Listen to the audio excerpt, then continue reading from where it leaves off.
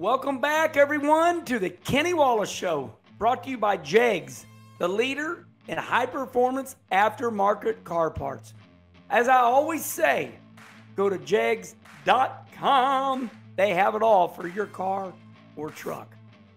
Well, today's a big day for me because I've been friends with this man, this legend, for years and years, and I've seen him work for some of the greatest people in motorsports history. Don Hawk. Don, welcome to the show, my friend. Kenny, it's a pleasure to be here. It's more than kind of you. If you notice, we put an SRX JEGS colored car behind us. You look good. You really do. So I'm excited about SRX, but as we always say, this is a conversation, Don. I want you to be relaxed. But before we get started, man, we just can't start talking about SRX until we tell everybody, you worked for the great Dale Earnhardt Sr. You worked for the great Bruton Smith. And remind everybody, Bruton Smith, he owned SMI, which, owned Bristol Motor Speedway, Charlotte Motor Speedway, so on and so forth. So you've done a lot in the motorsports industry. It's been, I got to tell you, Ken, I've been so blessed. Like, who would think you could, literally, at one point in my career, I worked for the Earnhardt family. One point in my career, I worked for the France family. Ooh. And then I worked for the Smith family. Like, because after Dale died, I went to work for NASCAR. So, I didn't know that. Yeah, so it's like, am I not the odd couple or what, right? How many people actually work for the France family and the Smith family, let alone the Earnhardt, the France, and the Smith family? I've been blessed, Kenny. It's just unbelievable. What is it? First of all, when you work for those people, I look at it as they want you. You must bring something to the game. And I know we don't like to tell people what we do. Sometimes it can sound like we're bragging, but that's okay if it's fact. What do you think you brought to them? Why did all those great organizations, why did they want you? Well, hopefully it was, I'm passionate about car racing. Hopefully I have some business acumen, right? I'm not opposed to making money. So, like, there's a deal to be had. I like doing it, right? Yeah. But it's easy to sell if you believe in it, right? And for me, when I went to Dale and Teresa Earnhardt, I flew around with them for a month before they hired me.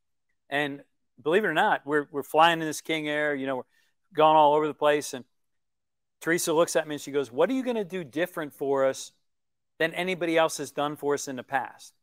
I said, "We're going to begin to market Dale Earnhardt as an athlete, not just a race car driver." And I think that was a differentiator. Kenny, I think that was the difference, because in the 90s, NASCAR broke out of a mold. And the mold was, it was a good mold, by the way, but we generated about $100 million in revenue as a sport. Holy Back moly. then, NASCAR, $100 million. But when Earnhardt, Gordon, Rusty, Dale Jarrett, they all got mustered up together and started doing businesses together off the track and raced really hard on the track, that $100 million, Kenny, went to $1 billion. $1 billion in licensed merchandise sales. And I'm telling you, you know who was running the department back then? George Pine, who owns part of SRX. You're no dummy. You get the people that have been successful at SRX. Kenny, you surround yourself, and you know this, you surround yourself with the best people you can find, and it makes you better, right? One more thing before we, and this is what happens with the Kenny conversation.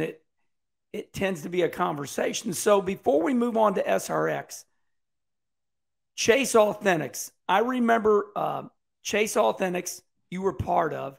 And when I was 29 years old, maybe, living in Charlotte, and all of a sudden Chase Authentics, it was bigger than big, and it was all the souvenir industry. And I know that you were part of that. Tell me about that moment. The die-cast days and the T-shirts and the big souvenir trailers. It makes it, I get a smile on my face, right, when you talk about that. I'm smiling. I'm going to tell you, this is a true story now. A lot of people wouldn't believe it, but we still have the napkin. In Condominium 407 at Charlotte Motor Speedway, Ken Barbie's condominium, Joe Mattis, who's still active at JRM, myself, and a guy that was a lawyer for Nutmeg Mills, who was just getting into the sport in the 90s. They're huge apparel, VF Knitwear they own, big apparel company. We pencil out this idea to form Chase Authentics LLC. We tell them that we can get Dale Earnhardt, Jeff Gordon, Rusty Wallace, Dale Jarrett, Bobby Labonte, Terry Labonte, and John Force, the lawyer who's drinking a little beverage with, it was kind of dark with a floating ice cube. There's very little of it in his glass. He looks at us and he goes, "You guys are nuts if you think for 1 second you can get just the two names of them to agree, Gordon and Earnhardt, to do a business deal. You're crazy." So we offered to sell it to him that night. And I'm telling you, it was for a couple $100,000 and change. The idea on a napkin. He refused. Everybody had a toast. We laughed and we went on. And Kenny, I'm not kidding you. The rest is history because you can go look it up as it was a public company. We ended up selling Chase Authentics to Fred Wagenhals for like $35 million plus. And it was the official brand of NASCAR. And it started in a condominium at Charlotte Motor Speedway overlooking the racetrack. And I believe Joe Mattis still has that napkin today. Man, that's a great story. So, Don, I want to go to right now. The Kenny conversation can go on and on. We can talk about your career for 6 hours. But now you're doing such great things with the SRX series. And one thing that I noticed is this big announcement in the wintertime with ESPN. Tell me about how you got ESPN involved in this bringing back Thursday night. Oh, Kenny, it's a great question. So third race of last year, Tony Stewart comes to my motor coach and says, "Hey, we're out of the gate pretty strong. We're doing pretty well. Everybody's happy. CBS is happy. We got some little tweaks we got to make. But you want to make this thing even better?" I'm like, "Yeah, what do you got?" I mean, I got my notepad on the table in the motor coach. I'm ready. He said, "Figure out how you can get CBS to run us instead of Saturday nights on a weeknight." And I said, "What are you thinking?" And he said, "We're running short track races on the weekend, and the people already want to go to the short track on the weekend. Why don't we run a weeknight race and give them something that's different?" And literally, we both at the same time just kind of came out with, "Are you thinking Thursday Night Thunder?" And he said, "Yeah, but we're on CBS." And I said, "Let me work on that." See, we had a 2-year contract with CBS and an option year for a third. We approached CBS with, "Can we switch to weeknights?" And they tried. They tried to see if they could make it work. But they have some very powerful shows on Wednesday and Thursday nights. So they gave us the latitude after a certain amount of negotiating to say, "Look, we can't give you nights. We can't give you Thursday night for sure. Go ahead and kick the tires with another network." So I fly to New York to meet George and Sandy for a big lunch, and there's all these TV people there, and I'm out of my league, Kenny. You're a TV guy. I'm not, right? But I like talking to them because I like doing deals with them because I think we have something they really want. And Burke Magnus walks up the steps, looks over at me, and we're like, we instantly just had that moment where it was like, wow. And it was like, "What are you doing here?" And so we were standing there waiting to go in for the lunch. And I said, "I get this idea. I just want to run by you. And I actually have permission from CBS to run it by you." He's like, "Go ahead. What is it?" I said, "How would you like to bring back Thursday Night Thunder on ESPN?" He goes, "Tell me more." I said, "Look, it's the place I met Jeff Gordon. It's the place I met Tony Stewart. It's the place I met Ryan Newman." I could just go on and on, Kenny. But Burke Magnus was with ESPN when they had it. And I don't know if you know it or not, Kenny, but the guy who won the last race when they signed off the air in 2002 was Tony Stewart. The guy that's going to be in the first one when we go back. I got goosebumps, man. Yeah, the guy who's going to be in the first race when we go back to Thursday is Tony Stewart. Who do you think wants to win Stafford the most? You know it. T-Stu does. That's a great story. Kenny, get what you said, though. It's collectively, all of us is smarter than any single one of us. I didn't just think of it. Sandy, George didn't. Tony didn't. You know what Tony did, though? In fishing, they call it set the hook. Yeah. Tony set the hook, and the rest of us had to go sell it. Yeah, and you went Right up to away. New York. You went Yeah. up to the big city. Was it in New York? Oh yeah, the Big Apple. It was Oh great. man, Oh, that's I could. intimidating as itself. Now I love. I mean, come on. When we used to go to the Waldorf for the NASCAR banquet, Yeah. I'd go over to the NASCAR New York office because I wanted to sell. So I'd go in there and meet Brett Yormark and those guys. They work for George Pine. Again, this world is small and it's cyclical. Kenny, the things that we did 30 years ago, they're starting to come back again today. I worked for George Pine at NASCAR over 25 years ago. Now I work for him at SRX. How crazy is that? So you led me right to my next question. We just watched what happened up at North Wilkesboro. Mm-hmm. We've watched what's been going on at Darlington for the last 3-4 years. It seems like vintage is cool again. I know when I took history class, they said history repeats itself.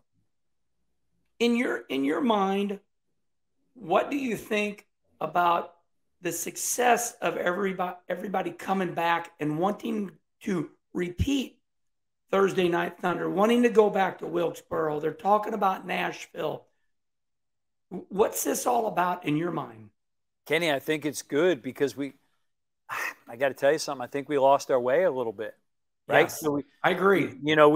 The poet says there's two roads diverged in a wood, and I took the road less traveled by. I think sometimes we took the road that we shouldn't have traveled by, right? And so I'm telling you, sometimes we chased the money and we didn't stay with the fan. Like, people would get mad at me for saying that, but follow me. You can't just chase the money and lose the fan. Doesn't matter how rich you are. If nobody's sitting in the grandstands, it's no good, right? So you got a guy like Marcus Smith, who's the king of retro. Like, Marcus Smith wants to save the rich history of the sport because he's the son of Bruton Smith, who literally built Charlotte Motor Speedway, right? Yeah. And so Marcus has that in his blood. He's got a little bit of dad that, we can do this. What do you mean it's decrepit? What do you mean it's old? What do you mean it's closed? Let's reopen it. Why do you think he's looking at Nashville Fairgrounds? Kenny, you're so onto it. I think that they're wise enough to see, let's not forget our roots. And that's what makes SRX successful. We race short tracks in America, and we race asphalt pavement tracks, and we go to dirt tracks. You can't leave anybody out in this deal. We can't. We have to involve everybody. I really feel like you were onto it years ago because, for me, it's like, what's the difference between the IROC series and SRX? I said, oh, that's easy. SRX is going to your racetrack. Yeah. Going to Stadford. August 17th, I'm racing up there in Wheatland, Missouri at Lucas Oil Speedway. Oh, by the way, that's a dirt track. So it's kind of like you all started it where you went to their local racetrack. And, you're just selling these places out. It's a new dynamic, but not. Kenny, here's what it is. SRX Racing appeals to my street, your street, Wall Street, and Main Street. Oh, I like Think about it. SRX Racing appeals to my street, your street, Main Street, and Wall Street. Yeah. You can go from, hey, we went to the Big Apple to do this deal, right? We were near Wall Street, but guess what? I got to go to Stafford, Connecticut, where there's going to be a packed crowd, and make the Root family happy with a great race on SRX. We're going to go. I mean, that's what's exciting about this. So one thing that I really like is that when you did put the deal together for Thursday night, Thursday Night Thunder on ESPN, now you can get all the drivers because, they're not racing. So bingo.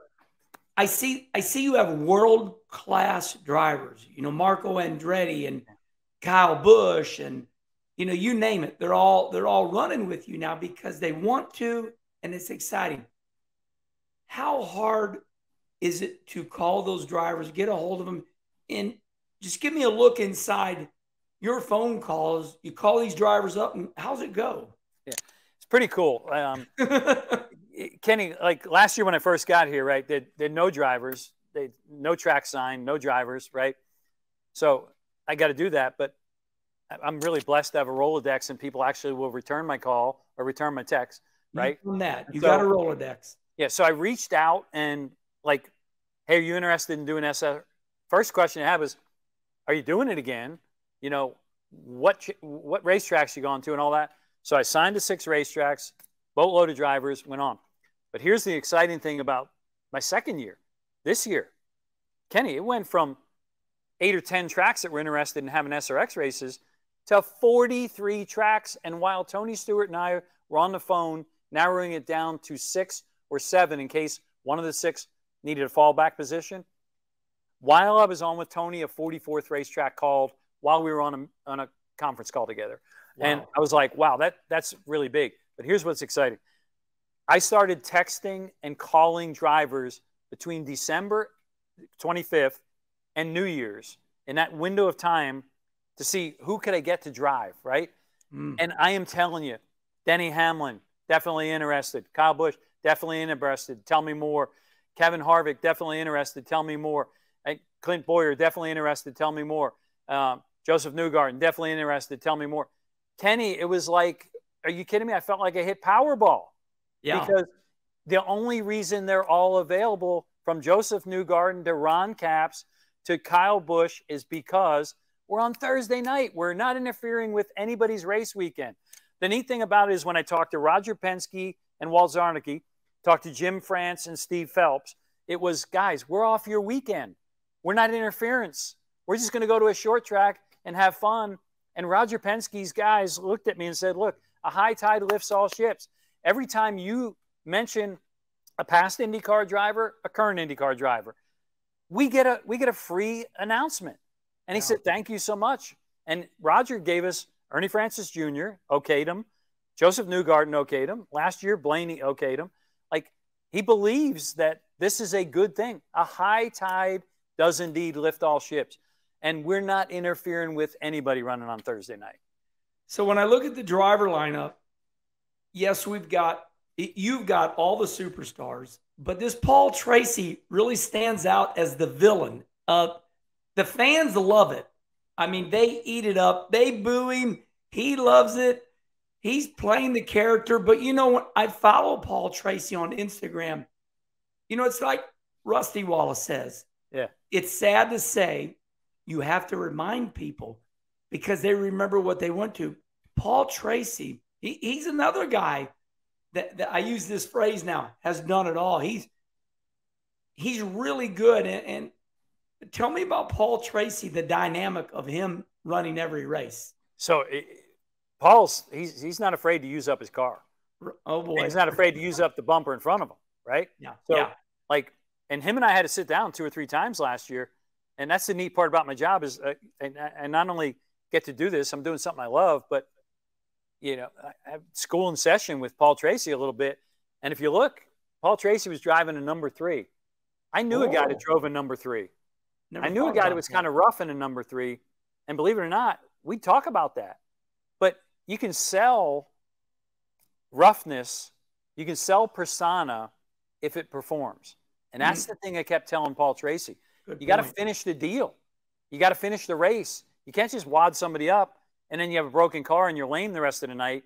The art of this thing is move them out of the way and you keep moving, right? So Paul and I get along really great. Here's an interesting story. He's so psyched for this Thursday Night Thunder. The man has worked out in the mornings. He's lost 40 pounds for this year. He looks good. I'm not going to be falling out of the seat. You know what else you forgot on that list of drivers, by the way? I forgot to tell you, Kenny, who's coming this year. We got Kenny Wallace coming to Lucas Oil Speedway. He's gone to Missouri, and we invited his whole family because, like, look, when I went through my Rolodex, how do I miss you, Kenny? How do I miss you? I can't. Well, I'm incredibly honored, and like I told you, we're like the Beverly Hillbillies here in Missouri. We're excited. My wife, my whole family, and the Clampetts are coming. Everybody's coming. Even my extent. You know what's crazy about this SRX series is I have family, extended family, and they texted me. They didn't ask for tickets because they said, we got our tickets. We bought them online. I'm like, and I'm telling my wife, I said, I never realized how much our family really did love racing. But this whole SRX deal really lit a fire underneath my family. Thank you so much for inviting me. But I do want to go back to something you said that I really liked. The great Dale Earnhardt Sr. you said if you move somebody, basically if you hit them and you move them and you keep moving forward. Yeah. That's the way to do it. And you know, your man, I mean, you worked for Dale Earnhardt Sr. Now that I think about it, when he hit somebody, he finished it off with a win 9 times out of 10. Yeah. And see, you know, you and I talked offline, but we'll talk online for a second. Ross Chastain, he's got the persona. He now needs to finish it off with the performance. I agree. He's got a couple of wins. He doesn't have a championship yet. Stack up the wins, and the bumper gets a little more amicable, right? Because they know that when you use it, you're on your way to the front. But it doesn't do any good if you use it and you're out too, right? You don't want to do that, right? Doesn't matter if you're racing at Peevely or Daytona. If you take somebody out and you don't finish, shame on you. The art is well put. And let me tell you something. You have a brother. His name is Rusty. Yeah. And Rusty and Dale, you know, they put the horn to each other a lot of times. But if you notice, usually the one who did it kept going. They didn't take each other out, right? It wasn't a 2 for 2. And that's not critical of Ross. I mean that if I had a one-on-one with Ross, I would say, finish the deal. Yeah. If you tap them, just move them enough to keep going. Just move them over and keep going. So I like when they do that in SRX, by the way, because it puts the fans on they're just jumping out of the grandstands, right? And we're already sold out. But on TV, you can see the ratings spike when the excitement happens. Yeah, that is awesome. So I do this when we get towards the end of every Kenny conversation, and you are embedded in the sport of NASCAR. You know everything and everybody. So this is the point where I want to know your opinion about NASCAR. And I want to start like this. What is your opinion?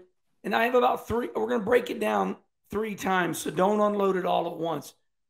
What is your opinion on NASCAR right now? I think right now there's this narrative out there, right, that is starting to confuse the public a little bit, because we're talking about charters, we're talking about a new car, we're talking about a new television package, we're talking about going to new venues. And somebody better sort out really quick those 4 topics so that we don't lose the race fan, like I said before, and take the wrong road. We got to make sure that we do the deal that's right as it relates to the charters, get the television deal done as soon as possible, and you got to make sure that you're taking care of the fans along the way. And oh, by the way, when you go into these new venues, you better make sure it's going to be stacked with people. You got to go where the people are, right? You don't just look for, in my opinion, the new hot market for soccer, because it may not be the hot market for a car race, right? So again, you know, you got really good leadership down there with a ton of experience, but you just got so many loose balls. It's like in basketball, they say like there's a loose ball, you know, it's a jump ball. There's a lot of jump balls right now. We got to put some through the net.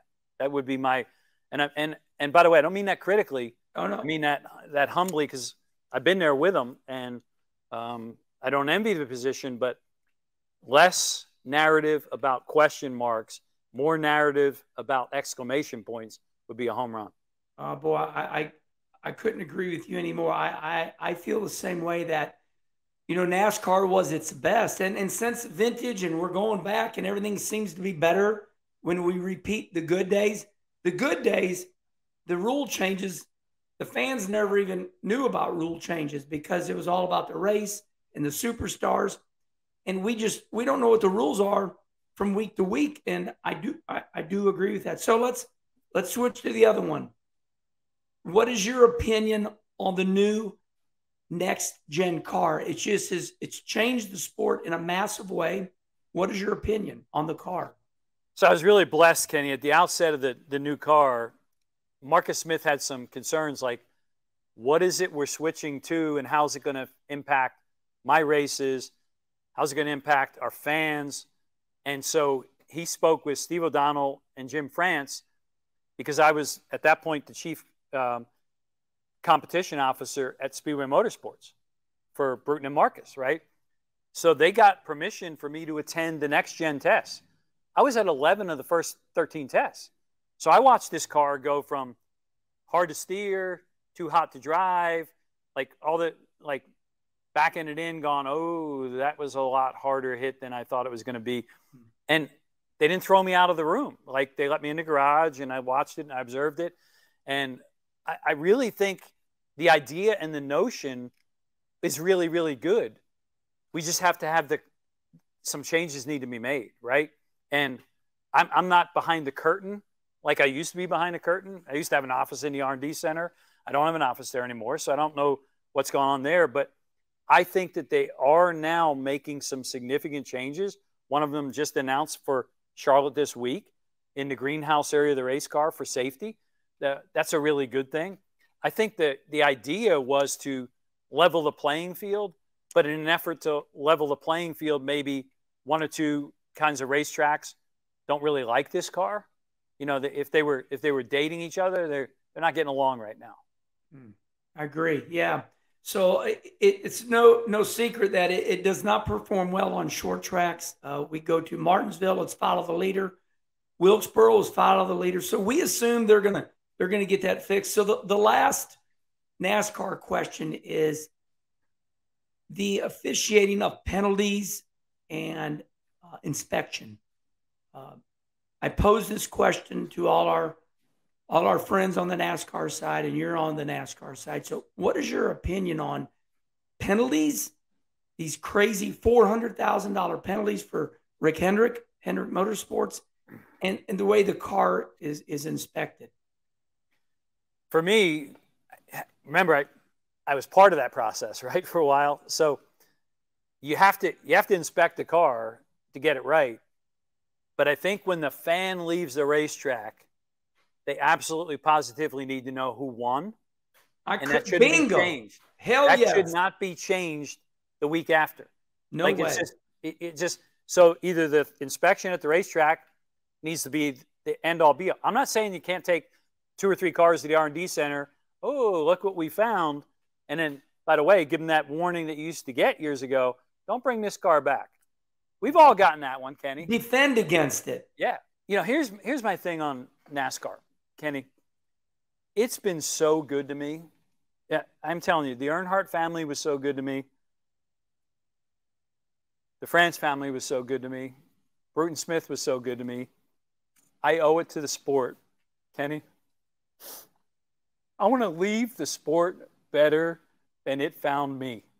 And if I can do it by SRX, or I can do it with Ashley and Megan and Michael, the people here, the guys in the shop, Ridley and Bronson and Rusty, like, I just want to make a difference. Like, It's been so good to me, Kenny. I've been one of the most blessed of men. Like, I don't take this lightly. And when you're younger and you're running around full throttle, you take it too. Sometimes we even get arrogant. And I was. Sometimes we get rude. But my heart's filled with gratitude right now, because how many people get to do what they love and they actually get paid to do it? Like, now, you know what I want to do, Kenny? I want to do what you're doing. And you and I have talked about it in private. I want to give back. Yeah. So that's why you have the Kenny conversation, right? Yeah. You want to make it better. So if you ask a question about NASCAR or SRX or IndyCar, you're not being critical. You're wanting to grow the pie, right? You want to make this thing better. Yeah. And I love our ownership group. I love our drivers. I just want to make everything better. That's all. Yeah. I wake up in the morning wanting to do that. You're a good man, Don Hawk. You know, love is cruel, and we just don't love people. We love things. You know, I love baseball, you know, but we love NASCAR and we love racing. We love the sport. So I really appreciate you opening up your heart. You've seen a lot. You're the man. And let me tell you, when I say you're the man, I mean, you've got it going on.